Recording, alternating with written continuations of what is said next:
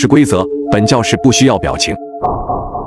就在老师书写规则的时候，一道身影狼狈地挤进了教室。他仓促地钻进教室，险些摔了一跤。我递出一只手，总算让他扶住站稳，没有跌到地上。而此时，上课铃声刚好响起，老师黑板上的规则也终于写完。他松了口气的同时，冲着我微微一笑。看得出来，哪怕很慌张，但他还是保持着礼貌。可我转头看去，却发现老师书写的最后2个字竟是表情。教室规则，本教室不需要表情。本来准备还女孩一个微笑的我，顿时僵住了脸。随着一声恐怖的尖叫响起，我身旁的女孩竟直接被劈成了2半。我明白，哪怕我的肌肉已经忍不住颤抖，我的脸上也不能有任何变化。40分钟后，直到这道熟悉的声音伴随着下课铃声响起，我总算长长的吐了一口气。恭喜各位还活着，可以继续听课。在第2堂课结束后，本校还剩220名学生。惊魂未定之下，我扫了一眼整间教室，本来坐着的10几个人，现在仅剩下2、3道身影。想要憋住40分钟不动声色，对于人的耐力和体力算是相当大的考验。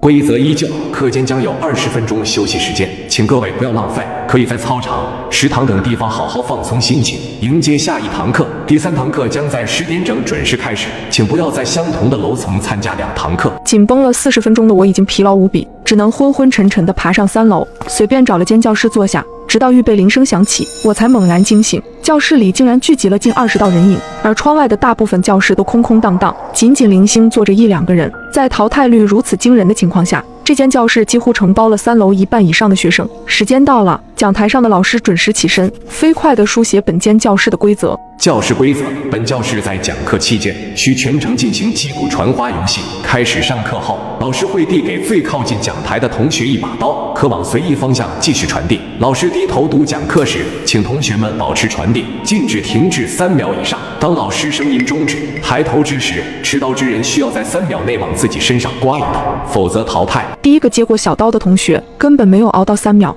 而是在接手之后迅速扔到了旁边的桌上。显然他对于自刮一刀这件事情显得极为抗拒和恐惧，因为力道过大，小刀甚至在桌上轻轻旋转，险些划破第2位同学的手背。好在第2位同学胆量大了不少，眼疾手快地抓住刀柄，总算是赶在3秒之前递出了刀。第3位同学显然镇定许多，接刀之后数出2个数字，从容地把小刀递给了第4位同学，这无疑是给所有人打了个样。随后的几人都学着他的法子，尽量数满至少2个数，再递出小刀。本来慌乱的教室竟变得相当有序，而我处在第6棒上，本来也准备学着他的模样，冷静地默数2秒。可让我没想到的事情突然发生了，就在我接过小刀的那一瞬间，讲台上口沫横飞的老师突然抬起了头，他的瞳子紧盯着我的方向，喧闹声戛然而止。我愣住了，我没有想到第一个面临老师抬头的人竟然是我。无所适从的慌乱顿时涌上心头，我的手忍不住一哆嗦，竟让小刀掉到了桌上。3秒时间转瞬即逝，我的心提到了嗓子眼。可在我即将绝望之际，一抹荧光竟骤然从我眼前划过，